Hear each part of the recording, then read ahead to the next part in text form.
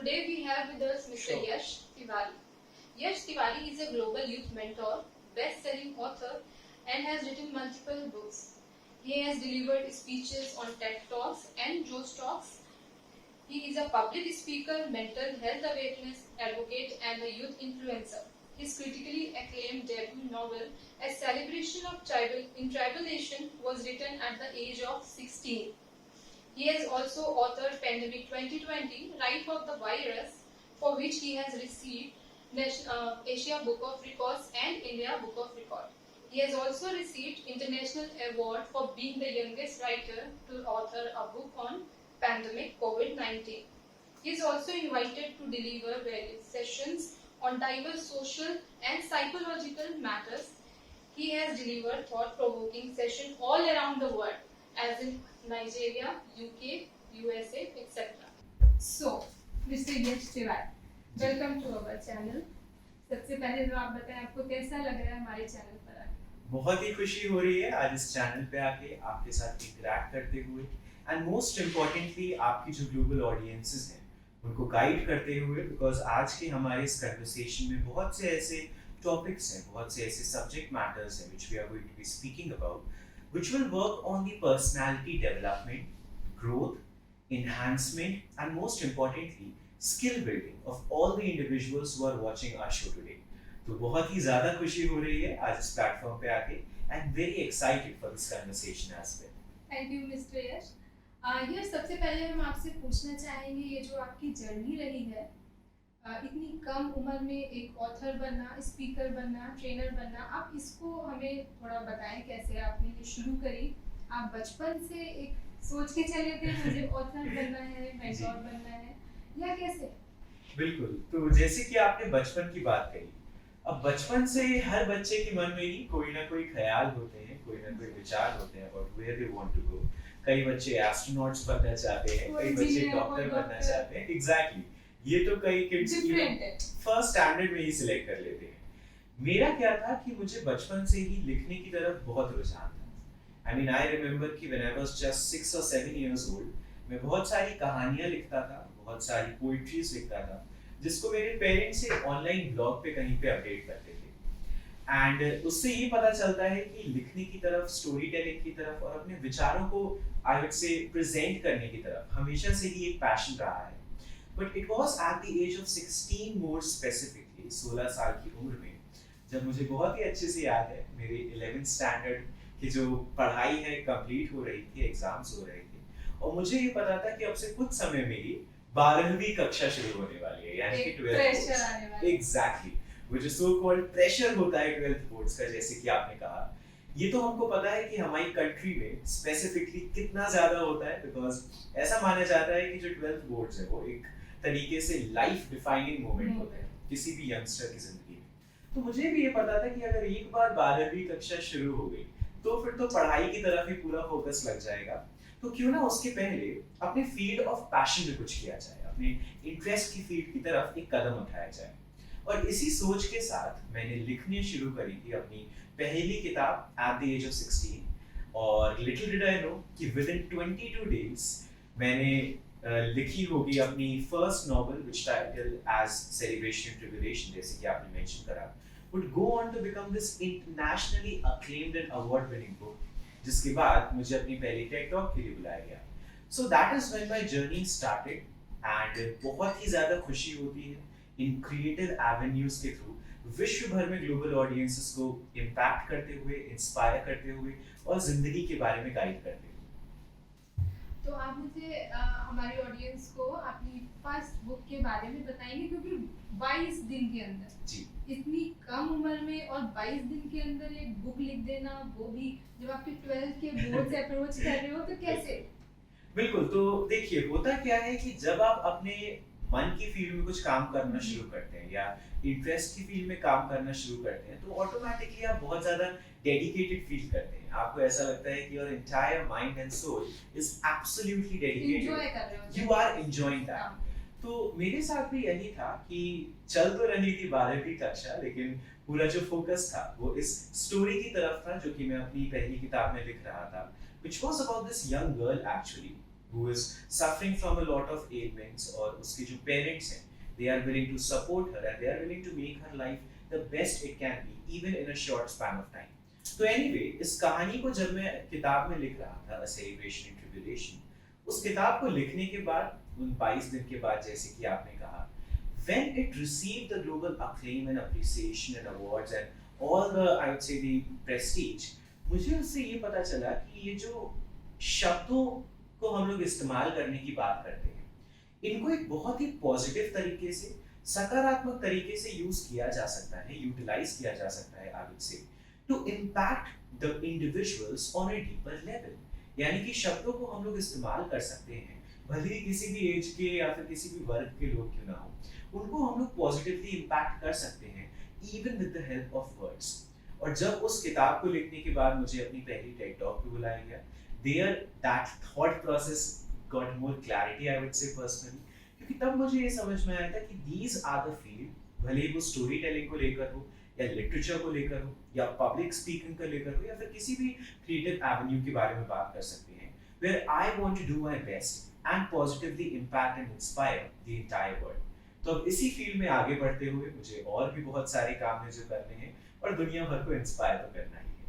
जी, तो ये जैसे अभी हमारे जो दुनिया है ना बहुत डिजिटाइजेशन हो चुका है, ठीक है, एक सोशल वर्ल्ड चल रहा है, सोशल मीडिया है और सब कुछ, और जो हमारे पेरेंट्स हैं ना वो अभी थोड़ा सा इतने वेल अवेयर ऑफ नहीं है इन चीज़ों से।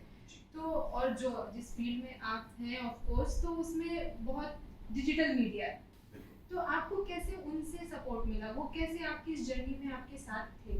बिल्कुल बिल्कुल। तो देखिए मैंने अपने सारे इंटरव्यूज में हमेशा बहुत ही कैंडिडली इस बात को रखा है कि जो मेरे पेरेंट्स हैं, जो मेरी फैमिली है, वो हमेशा ही एक्सट्रीमली सपोर्टिव रही है मेरे हर एक एंडेवर को लेके, मेरे हर एक पैशन को लेके, मेरे हर एक एम्बिशन को लेके, या इवन कोई project that I am working on और I am willing to work upon. और इसका सबसे बड़ा उदाहरण तो दरअसल एक बहुत ही इंटरेस्टिंग कहानी से हमको मिलता है कि जैसे कि अभी थोड़ी देर पहले हम लोग बात कर रहे थे कि 16-17 साल की उम्र में I was invited for my first TED talk when my 12th boards were approaching. लेकिन आपको जान के शायद काफी ज्यादा ये शॉकिंग लगेगा और सरप्राइजिंग लगेगा कि ये जो हम लोग इवेंट की बात कर रहे हैं, which we know is one of the world's biggest platform where a person can speak, इस प्लेटफॉर्म की मेरी टॉक और ये इवेंट स्केड्यूल था right in between of my physics boards examination and my chemistry boards examination, and I'm being honest about it. And even in that situation, जहाँ पे हम जानते हैं कि यूजुअली जैसे कि हमको पता है कि ट्रेडिशनली किसी भी घर में अगर बोर्ड्स की बात हो रही है तो बच्चों से उनके पेरेंट्स या उनके फैमिली या गार्जियंस कह देते हैं कि ना तो तुम्हें गेम्स खेलने को मिलेगा, ना तो तुम्हें टीवी देखने को, अरे वो तो एग्जैक्टली। सो एक जो रिस्ट्रिक्शन है, जो पाबंदी है, वो बच्चों पे आ जाती है जब उनके 12th बोर्ड्स मोर स्पेसिफिकली आते हैं। बट मेरे parents they were even supportive in that instance because they were absolutely clear about one thing कि हमको ये पता है कि जितना एफर्ट और जितना पोटेंशियल तुम अपने क्रिएटिव पैशंस की तरफ लगाओगे, उतना ही एफर्ट और पोटेंशियल तुम अपनी पढ़ाई या बाकी के ऑब्लिगेशंस की तरफ भी लगाओगे। एंड दैट वाज 2018, ये मैं कुछ साल पहले की बात कर रहा हूँ जबकि ये बात है। तो back then I was just 16 years old। तो अब तो समय के साथ बढ़ते हुए even when I am becoming more mature and I professionally entered this field of public speaking and writing and literature, तो हमेशा ये जो पेरेंट्स हैं, जो फैमिली है, वो बहुत ही ज़्यादा सपोर्टिव रही है इस बात को लेके और एनकरेजिंग रही है इस बात को लेके, because they also understand the value of utilizing and channeling one's potential to positively impact the world।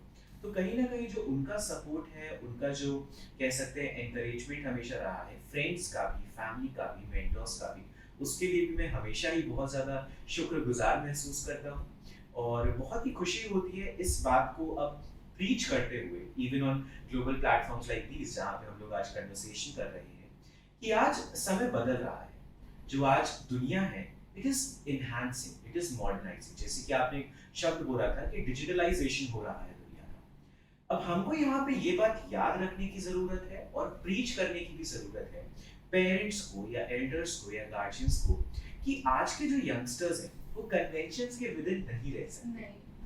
देखिए आपके हिसाब से ऑफ कोर्स एग्जैक्टली आपके हिसाब से आप अपने बच्चों को वही गाइड करेंगे जो आपको बेस्ट लगता है, but at the same time जो आज के यंगस्टर्स हैं वो इतनी ज़्यादा कह सकते हैं एक्सपेंसिव वर्ल्ड को एक्सपोज्ड हैं और साथ ही साथ में उसको एक्सप्लोर करना भी जा रहे हैं विद अ पॉजिटिव माइंडसेट कि कई बार उनको वो फ्रीडम देना ज़रूरी होता है बिकॉज़ जब तक आप अपने घर के बच्चों को अलाउ ही नहीं करेंगे to spread their wings and fly as high as they want to, तब तक वो अपने रियल पोटेंशियल को कैसे एनालाइज कर पाएंगे या चैनल कर पाएंगे। So I have always been very fortunate with this कि जो मेरी फैमिली है they have always given me the freedom to pursue my creative passions and endeavours. और एक यही चीज़ है जो कि मैं दुनिया भर में सारे ही पेरेंट्स, सारे ही एल्डर्स, सारे ही गार्जियंस को भी सजेस्ट करना चाहूँगा एंड इवन रिक्वेस्ट करना चाहूँगा as a youngster my self.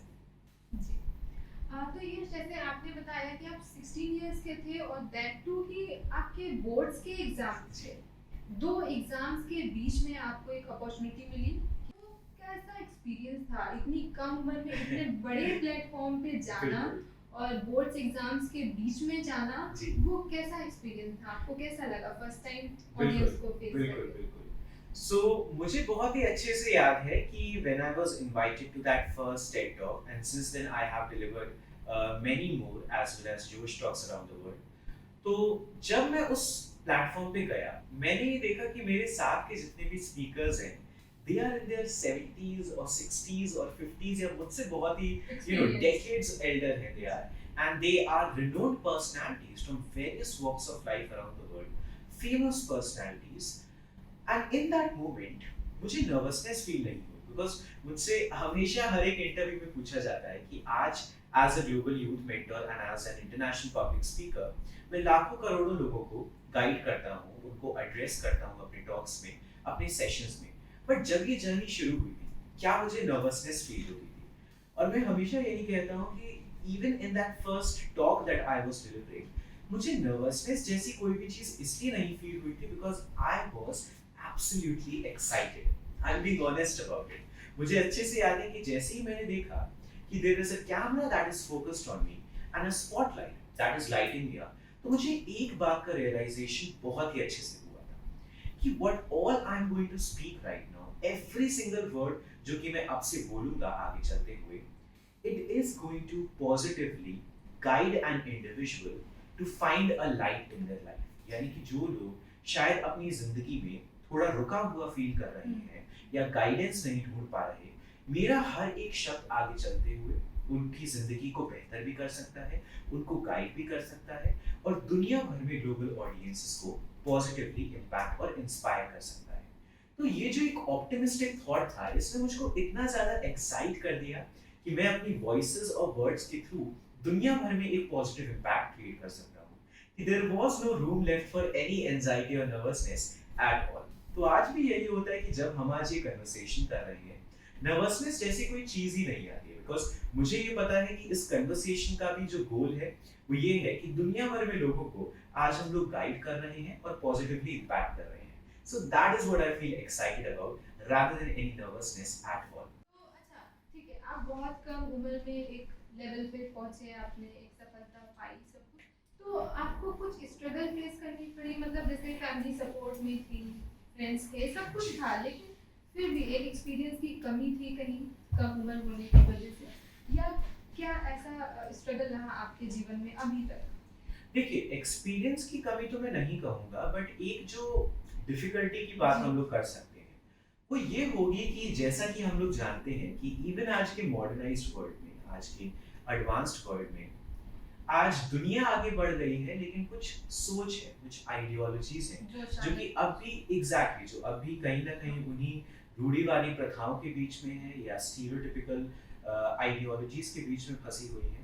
तो वो जो ओल्ड आइडियोलॉजीज एंड परसेप्शंस हैं उनसे किसी भी यंगस्टर का who is trying to do something unconventional even at a very young age कभी कभार थोड़ा सा डिफिकल्ट हो सकता है।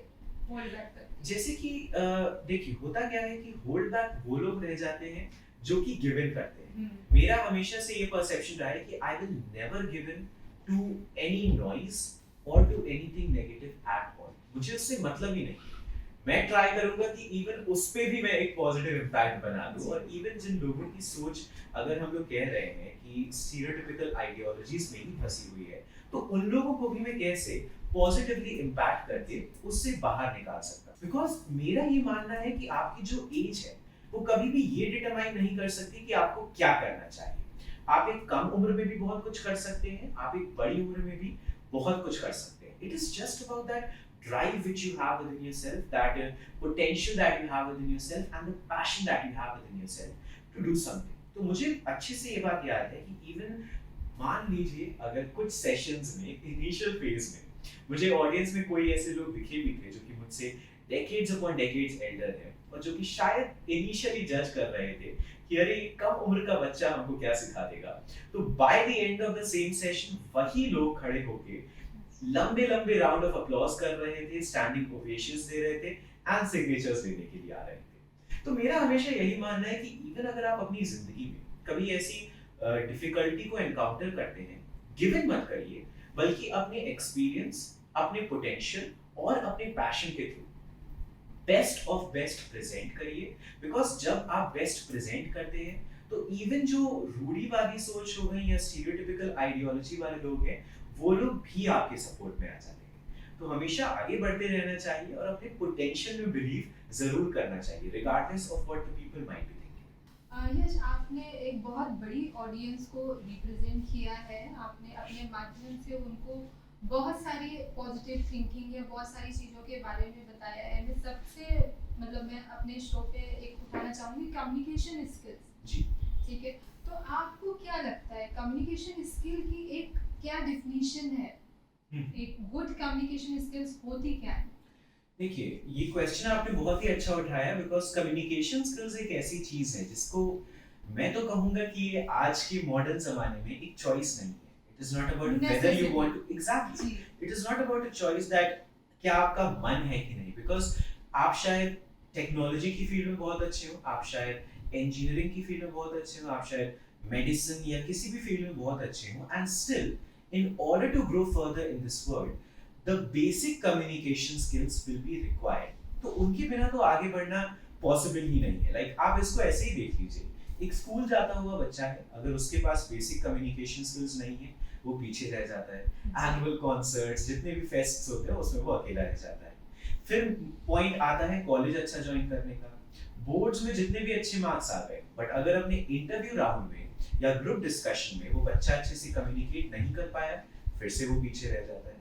मान लीजिए कि लड़ झगड़ के वो अच्छे कॉलेज में भी चला गया, अब उसके बाद क्या होगा कि टाइम आएगा जॉब का, प्लेसमेंट्स का, फिर से वही सीन है। आप अच्छे से अगर बात नहीं कर पाएंगे अपने इंटरव्यूज में, इंटरैक्ट नहीं कर पाएंगे अपने हायरर्स के थ्रू, तो होगा क्या कि आप पीछे रह जाएंगे और दुनिया आगे बढ़ जाएगी, which of course you do not want। तो आगे बढ़ने के लिए बाकी सारी स्किल्स के साथ और बाकी सारे परसेंटेजेस के साथ आपको कम्युनिकेशन स्किल्स पे काम करना तो जरूरी हो जाता है। बट कम्युनिकेशन स्किल्स का जो असली पैमाना है, जो असली मेजर मैं कहूंगा in order to decide whether a person is speaking effectively is not just about what they are saying। यानी कि यहाँ पे हम लोग आपके बनावटी एक्सेंट या बोलने के वर्ड्स की कॉम्प्लेक्सिटी की बात नहीं कर रहे, यहाँ पे हम लोग ये बात कर रहे हैं कि आपका हर एक शब्द स्पष्टता के साथ आप बोल रहे हैं, आपकी हर एक बात लोगों को समझ में आ रही है, एंड मोस्ट इम्पोर्टेंटली आपकी हर एक बात लोगों को मेमोरेबल लग रही है। Because you are not speaking something just for the present tense. You should be striving to speak something that the person who is listening to you will remember for the rest of their life। अगर मैं कोई talk deliver करता हूँ तो मेरे मन में हमेशा ये बात होती है कि मैं ऐसे मैसेजेस कन्वे करूँ, ऐसी बातें बोलूँ जो कि लोग सच में अपनी जिंदगी में उतार पाए और जिनको लोग हमेशा के लिए याद रखें। Because that is somewhat of a measure of effective communication skills। तो मेरा यही मानना है कि अगर आपको अपनी communication skills को बेहतर करना है तो उस पे सबसे पहले तो आपको ध्यान देना होगा इस बात पे कि whether you are speaking in a way that people find it interesting, memorable and understandable or not। Yes, ये तो रही हमारी प्रोफेशनल लाइफ, ठीक है, कि हमारी प्रोफेशनल लाइफ में कितना इम्पोर्टेंस है कम्युनिकेशन का स्ट्रॉन्ग होना। आजकल हम देखते हैं कि पर्सनल लाइफ लोगों की जी, लोग आपस में बात नहीं कर रहे हैं। आजकल दुनिया क्या चल रही है कि वो चैट्स पे अवेलेबल है बट फोन कॉल्स पे अवेलेबल नहीं है, सामने बैठे हैं बट फोन्स पे बिजी हैं। तो आपको क्या लगता है कि कम्युनिकेशन स्किल क्या हमारी पर्सनल लाइफ में भी जरूरी है? absolutely, एब्सोल्युटली आई वुड से, बिकॉज देखिए कम्युनिकेशन स्किल्स की जैसे मैंने बात कही, ये सिर्फ और सिर्फ एक पर्टिकुलर एवेन्यू ऑफ लाइफ तक रिस्ट्रिक्टेड नहीं है। एक यंगस्टर से लेके एक एल्डर तक, एक किड से लेके एक पेरेंट तक, हर एक इंसान को ही कम्युनिकेशन स्किल्स की जरूरत होती है। भले ही आप एक डॉक्टर हो, चाहे आप एक होम मेकर हो taking care of your house hold, चाहे आप एक इंजीनियर हो या फिर आप एक डेस्क जॉब कर रहे हो किसी ऑफिस में, ये प्रोफेशनल या पर्सनल या होम या वर्क की बात दरअसल है ही नहीं। देखिए man is a social animal, ये तो हम लोग जनरली कहते ही हैं, राइट? उसका मतलब क्या है?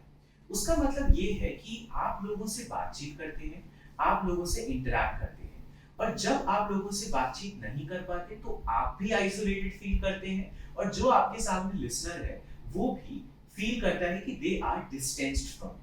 तो अगर आप सच में उस कनेक्टिविटी को एस्टैब्लिश करना चाहते हैं, भले वो आपके लव्ड वंस के साथ हो, चाहे आपके पेरेंट्स के साथ हो, चाहे आपके किड्स के साथ हो या फैमिली के साथ हो या किसी के भी साथ हो, you have to be able to communicate with them. और यहाँ पे भी वंस अगेन हम लोग सिर्फ फॉर्मेलिटी के कम्युनिकेशन की बात नहीं कर रहे हैं, इफेक्टिव कम्युनिकेशन जहाँ पे सामने वाला इंसान सच में आपकी बात से सुनना चाह रहा है, इम्पैक्टेड फील कर रहा है, and they find whatever you are saying memorable in some degree as well। तो बहुत ही जरूरी होता है कि इवन पर्सनल लाइफ में भी कम्युनिकेशन स्किल्स को हम लोग उतनी ही तवज्जो दें जितनी हम लोग अपनी प्रोफेशनल लाइफ में देते हैं। हाँ यश, क्या होता है ना, जैसे कि अभी हम अपने बच्चों को देख लें, वो स्कूल में बोल नहीं पा रहे हैं, वो कॉलेज में बोल नहीं पा रहे हैं, उनकी स्किल्स इतनी ज़्यादा स्ट्रॉन्ग नहीं है। आपको क्या लगता है हम क्या उनको कैसे शिक्षा दें या कैसे उनको इनकरेज करें कि वो अपने अंदर की बातें या उसको बोल के यही एक माध्यम है, हमें खुद के अंदर की जो भी बातें हैं, थॉट्स हैं, सब कुछ बताने का यही एक माध्यम है। तो कैसे उन स्किल्स को स्ट्रॉन्ग करना है? कम्युनिकेशन स्किल्स की जब हम लोग बात करते हैं तो एक मंत्र जो कि मैं हमेशा शेयर करता हूँ, जिसकी मदद से कोई भी इंसान अपनी स्पीकिंग स्किल्स और इंटरैक्टिंग स्किल्स को बेहतर कर सकता है, इस मंत्रा को मैं बोलता हूँ द रूल ऑफ 5C। अब आप मुझको बताइए कि इस हाथ में आपको कितनी फिंगर्स दिख रही हैं? 5 दिख रही हैं। 1 2 3 4 and 5। There are 5 fingers in a hand। Content, clarity, creativity, connectivity and confidence। कितने हुए पॉइंट्स? 5। अब अगर इन 5 पॉइंट्स को मैंने मास्टर कर लिया, ये क्या दिख रहा है आपको? ये क्या बन गया? एक फिस्ट, ये बन गई एक मुट्ठी। अब ये एक ऐसी फिस्ट है जो कि तोड़ गिरा सकती है बड़े से बड़े उस बैरियर को जिसको हम लोग कहते हैं द वॉल ऑफ एंजाइटी या द वॉल ऑफ इंट्रोवर्जन, या वो जो भी नर्वसनेस की दीवार आपको अपने अराउंड फील होती है जब भी आप किसी से इंटरैक्ट करने का प्रयास करते हैं। तो वो जो दीवार आपको अपने अराउंड फील होती है जब भी आप किसी से बात करने का प्रयास करते हैं, भले आप उसको एंजाइटी कहें चाहे नर्वसनेस कहें, 5C के इस मंत्रा से आप बहुत ही आसानी से इस दीवार को गिरा सकते हैं। अब जल्दी से हम लोग ये भी समझ लेते हैं कि आखिर इस 5C के रूल में होता क्या है।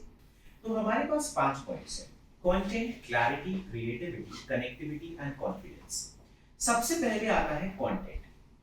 आपको ऐसी बातें बोलनी है जो कि सच में ऑथेंटिक है, जेन्युइन है, एंड मोस्ट इंपॉर्टेंटली जिनसे आप पर्सनली रिलेट और कनेक्ट कर पाते हैं। लाइक फॉर एग्जांपल, आज के हमारे इस शो में हम बहुत सारी मोटिवेटिंग, इंस्पायरिंग बातें कर रहे हैं, बट आपने स्टार्टिंग में मुझसे कुछ ऐसे सवाल पूछे जो कि मेरी जिंदगी के बारे में थे, मेरे व्यक्तिगत जर्नी के बारे में थे। तो इससे क्या हुआ कि जो भी चीजों के बारे में मैं गाइड कर रहा हूँ, they become connected with my personal experiences. तो जब आप ऐसा कंटेंट डिलीवर करते हैं जिसको या तो आपने पर्सनली एक्सपीरियंस किया है या जिसके बारे में आपको जेन्युइनली नॉलेज है, तो वो आपकी ऑडियंस के लिए हो जाता है बेहतर।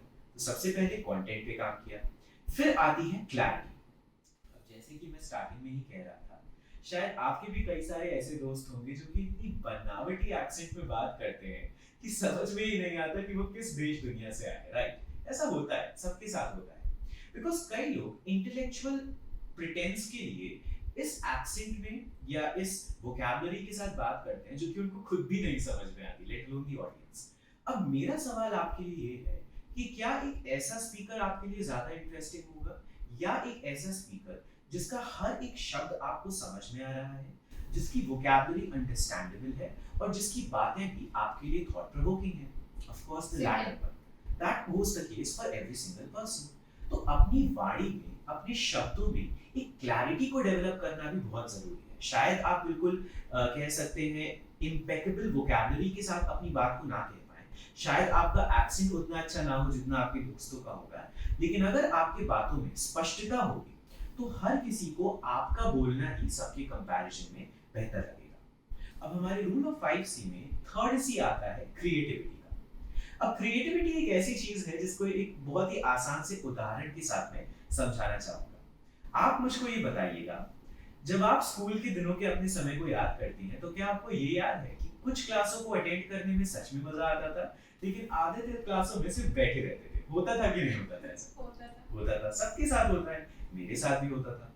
बट इन्हीं सब क्लासों में कुछ ऐसे पीरियड्स होते थे जहां पे you felt genuinely interested in what the teacher was teaching, right? अब पता है ऐसा कई बार क्यों होता था? Not just because of the content of the subject, but because of the way in which the teacher was speaking. वो इतने ज्यादा क्रिएटिव, मजाक, हंसी, अपने पर्सनल एक्सपीरियंसेस, एग्जांपल्स के साथ इवन मैथमेटिकल इक्वेशंस को शेयर करते थे कि मन लगता था उन पढ़ाई के विषय में भी। तो बहुत ही जरूरी होता है कि जब हम कोई बात कम्युनिकेट कर रहे हैं तो उसमें अपना एक क्रिएटिव स्पिन, एक क्रिएटिव अप्रोच भी डालें, बिकॉज चांसेस आर कि you might be speaking what every other person is also speaking, but the moment you become creative in what you are saying, आपकी ऑडियंस के लिए वो बात हो जाती है इंटरेस्टिंग। अब हमारे रूल ऑफ 5C में फोर्थ नंबर पे आता है द पॉइंट ऑफ कनेक्टिविटी। अब कनेक्टिविटी काफी सिंपल चीज है और कैसे इस कनेक्टिविटी को डेवलप करना है ये भी हम लोग जल्दी से जान लेते हैं। सबसे पहले तो डर के कारण अपने आप को स्लाउच करके या आसमान में उड़ती हुई तितलियों को नहीं देखते रहना है जब आप बात कर रहे हैं। When you are speaking something, आपको अपने लिसनर की आंखों में आंखें डाल के अपनी बात को कहना होगा। और यहाँ पे हम लोग किसी रोमांटिक मूवी को कोट नहीं कर रहे हैं, but this is the truth. आपको अपने लिसनर, अपनी ऑडियंस की आंखों में आंखें डाल के उनके साथ आई कांटेक्ट मेंटेन करके ही अपनी बात कहनी होगी। पता है क्यों? बिकॉज जब आप उस आई कांटेक्ट को मेंटेन करते हैं, आपकी ऑडियंस को लगता है कि आप सच में उनके साथ बात कह रहे हैं, ना कि उन पे कोई बात कह रहे हैं। You have to interact with them and not on them. Secondly, अपनी बॉडी लैंग्वेज को भी स्ट्रॉन्ग बनाना बहुत ही जरूरी है, because the moment you correct your posture, the moment you build a strong body language, तो वो स्ट्रेंथ आपकी बातों में भी आ जाती है। And last but not the least, हमारे रूल ऑफ 5C में फिफ्थ नंबर पे आता है द पॉइंट ऑफ कॉन्फिडेंस। अब कॉन्फिडेंस तो एक ऐसी चीज है जो कि ना केवल कम्युनिकेशन स्किल्स लेकिन जिंदगी के हर एक एवेन्यू में जरूरी होता है। और ये कॉन्फिडेंस आप तभी बिल्डअप कर पाते हैं when you speak truthfully and when you do something truthfully, because जब आप सच्चाई की मदद से कोई काम करते हैं तो ऑटोमेटिकली आपको अंदर से भी स्ट्रॉन्ग फील हो, your audience feels confident in what you are saying as well.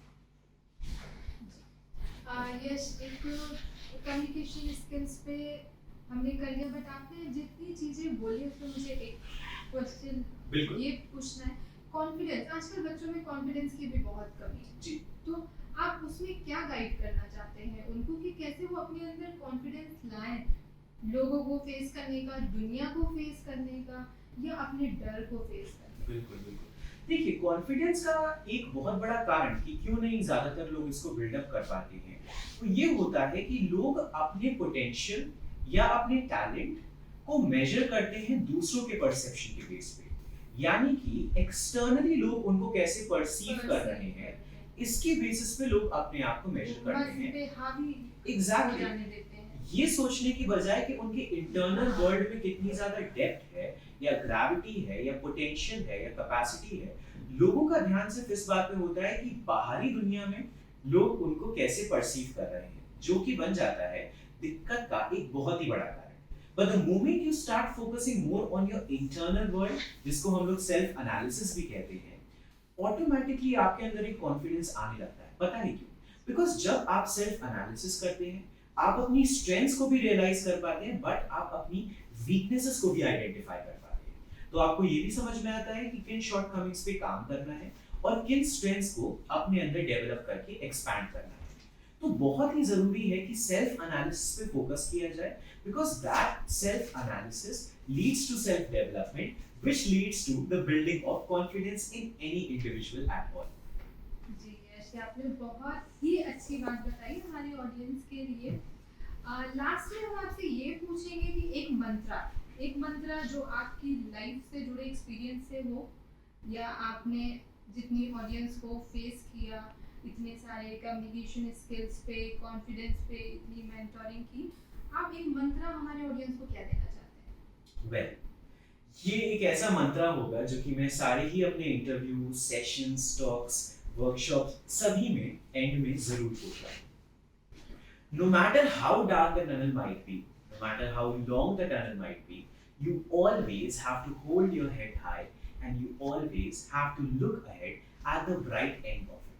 इसका मतलब ये है कि ना जाने कितनी भी दिक्कतें, कितनी भी प्रॉब्लम्स आपकी जिंदगी में क्यों ना हो, भले ही आपको ऐसा लगे कि आप एक लॉन्ग डार्क टनल में, एक सुरंग में फंसे हुए हैं, लेकिन हमेशा अपना सर उठा के आगे बढ़ते हुए आपका ध्यान होना चाहिए, आपका फोकस और मेडिटेशन होना चाहिए उस ब्राइट एंड पे, क्योंकि आपको पता भी नहीं चलेगा कितने जल्दी अगर आप सिर्फ आगे बढ़ते रहेंगे, वो छोटा सा ब्राइट स्पेक ऑफ लाइट बन जाएगा एक ह्यूज डोरवे ऑफ इल्यूमिनेशन। तो बहुत ही जरूरी है कि उस ऑप्टिमिस्टिक आउटलुक को अपने अंदर डेवलप किया जाए, उस ऑप्टिमिस्टिक अप्रोच को अपने अंदर डेवलप किया जाए, because that can certainly act for you as a booster to get you through the darkest of times. तो मेरा यही मानना है कि always focus on that bright speck of light for sure and move towards it with your head held high.